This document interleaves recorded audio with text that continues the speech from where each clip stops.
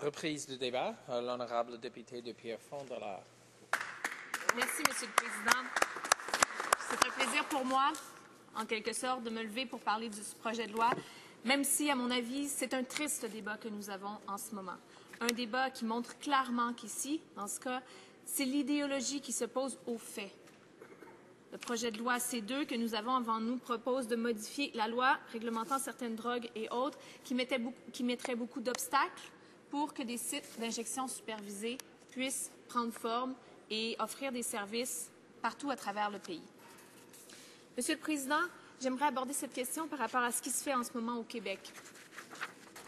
J'ai entre mes mains ici un rapport fourni par l'Agence de la santé et des services sociaux de Montréal. Une démarche a commencé, Monsieur le Président, au Québec, il y a plus de 13 ans. Plus de 13 ans que les acteurs du milieu de la santé et des services sociaux se mobilisent, étudient la question, mènent des projets pilotes, consultent les organismes pour voir comment le Québec voudrait ou ne voudrait pas intégrer des services comme des sites d'injection supervisée. Donc, il y a tout un travail qui se fait au Québec et je suis sûre que c'est un travail qui se fait aussi à travers le pays. Québec a donc, en 2000, à la demande du ministère de la Santé et des Services sociaux, a créé un comité d'intervention auprès des cocaïnomanes et donc le mandat de ce comité était de proposer des stratégies d'intervention afin d'améliorer la qualité de vie des cocaïnomanes. Un an plus tard, le comité a recommandé la mise sur pied d'un projet pilote. Donc, ce n'est pas hier que ces consultations ont commencé. En 2003, ce même ministère a mandaté l'Agence de Montréal de mener une étude de faisabilité relative à la création de lieux d'insertion. Le comité consultatif a formulé alors 2 propositions. Premièrement, un projet pilote visant la création d'un service d'accueil et d'insertion sociale des personnes UDI et deuxièmement, l'évaluation de l'ajout d'un service d'accueil et d'un service d'injection, d'un site d'injection supervisé, l'ajout d'un site semblable aux services déjà existants. Ensuite, il y a eu des essais, des consultations. Et bref, ce serait dommage que tout ce travail qui a pris place pendant les 13 dernières années soit peut-être plus en plus difficile, qu'il soit jeté à l'eau à cause d'un projet de loi sortant de nulle part, venant des conservateurs basés sur leur idéologie.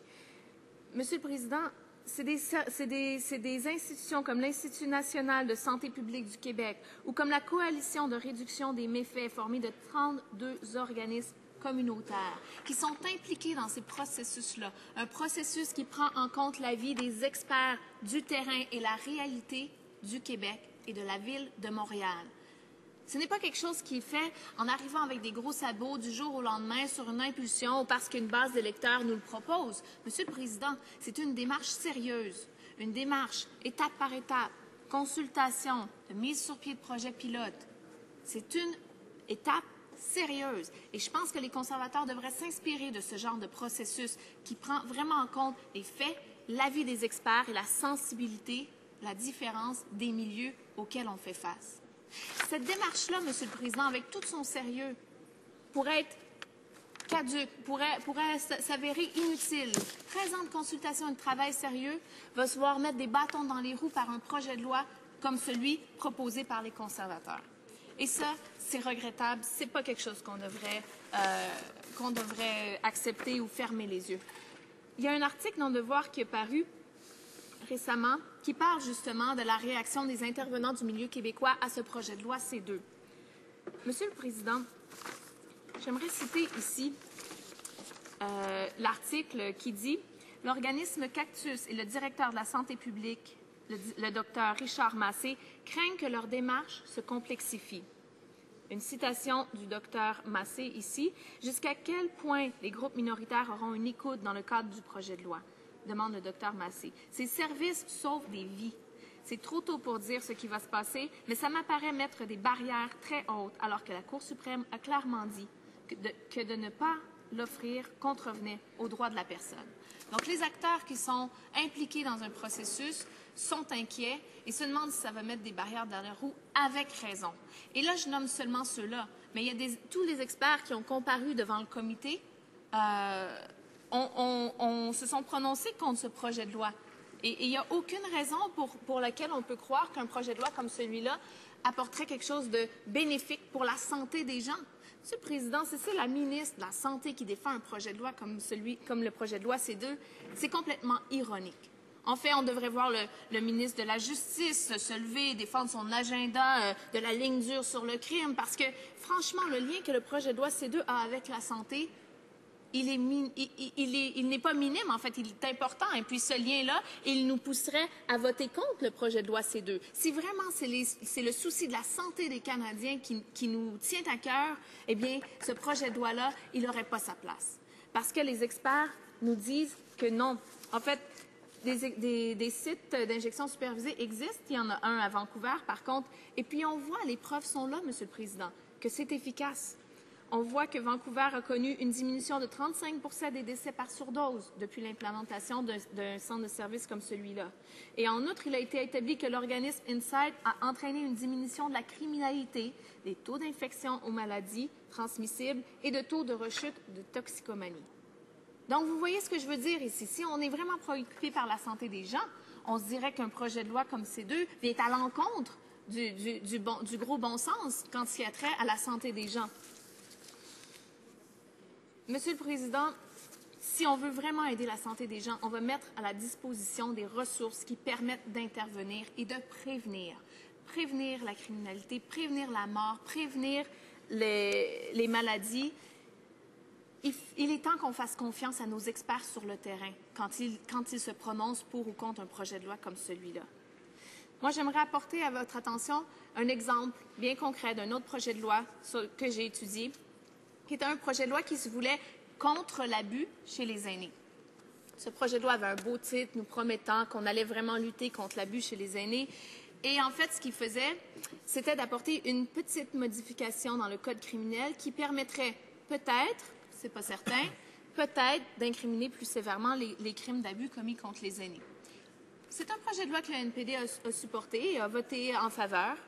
Mais regardons vraiment le fond des choses. Quand on voit que des comités temporaires qui ont été faits dans le cadre du travail parlementaire fédéraux, Monsieur le Président, un comité formé de députés de tous les partis qui a mis de l'avant des pistes de solutions en disant qu'il fallait des programmes d'intervention, des programmes de prévention de l'abus contre les aînés. Le besoin, si on veut vraiment lutter contre l'abus contre les aînés, eh bien, il est là, en grande partie.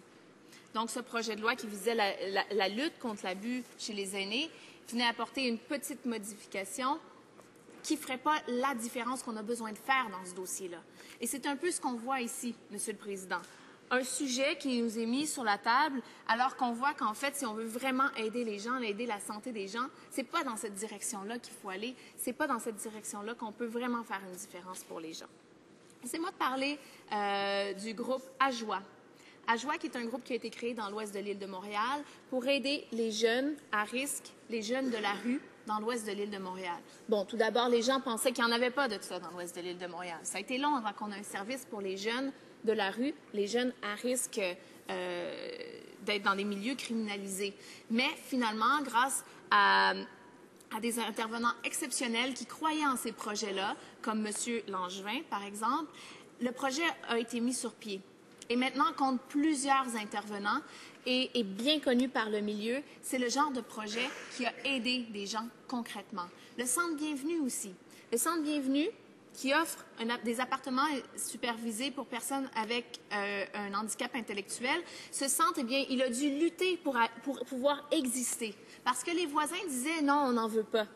Ça va augmenter la criminalité, ça va diminuer le coût immobilier, ça va diminuer la valeur immobilière de nos maisons. Et finalement, à force de parler, de se consulter, les leaders de l'organisme Bienvenue ont pu convaincre les voisins, les informer de la réalité de la situation. Et maintenant, grâce à ce travail sur le terrain, on peut bénéficier d'un centre comme le Centre Bienvenue. C'est ça que les conservateurs devraient faire. Plutôt que de répondre à la peur des gens et propager des fausses informations, devrait informer les gens de quels bénéfices pour avoir les sites d'injection supervisée et aller de l'avant en rassurant la population parce que c'est ça la chose à faire. C'est ça la bonne chose à faire pour les Canadiens et les Canadiennes. Merci, M. le Président.